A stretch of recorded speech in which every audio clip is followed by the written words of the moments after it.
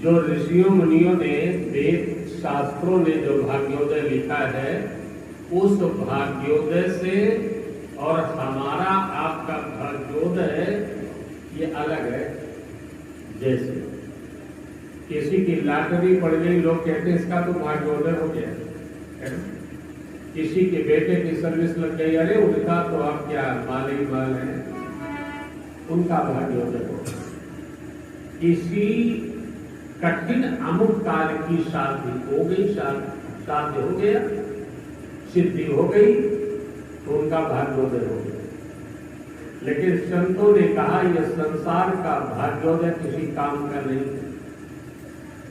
ये वैसा ही स्वप्न है जैसा हमने रात में देखा और सवेरे जगे तो पता लगा स्वप्न था। वो रात्रि का स्वप्न है और ये दिन का स्वप्न है, बस अंतर इतना है। वो रात्रि का स्वप्न था और रात्रि में स्वप्न में कोई डूब रहा हो और वो चिल्लाए, अच्छा कष्ट सुख दुख उतना ही मिलता है जितना दिन में मिलता है, जीते जागते में वही स्वप्न में मिलता है। तो उस समय दिन को ये आभास तो नहीं होता कि हम स्वप्न देख रहे हैं। अगर ये आभास हो जाए तो फिर स्वप्न की कोई स्थिति ही ना रहे, है ना, फिर स्वप्न का कोई भी महत्व ही नहीं रहे।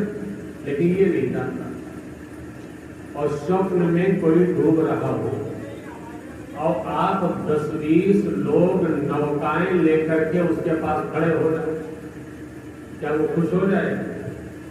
उसका दुख चला जाएगा क्या? चिल्लाते रहो भैया हम आ गए, घबराना नहीं, तो क्या सुखी हो जाएगा? उसका दुख जब ही जा सकता है जब धीरे से उसको जगा दो, है ना, जगा दो, सब काम खत्म। हम तो स्वप्न देख रहे, वही हाल जीवन का हमारे तुम्हारे है।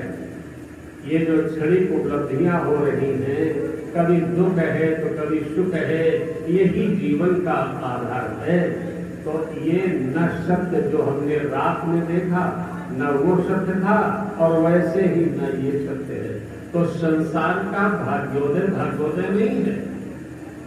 लड़के बच्चे, जनेऊ, विवाह, सर्विस, नौकरी, पैसा, बस इतने भी रह जाएंगे और हमें संसार सागर में पुनः आना पड़ेगा। तो संतों ने कहा फिर भाई भाग्योदय क्या है? बोले सत्संगमं च लभते। मनुष्य के जीवन का भाग्योदय वो है जिसे जीवन में सत्संग की प्राप्ति हो। देखो सत्संग में आना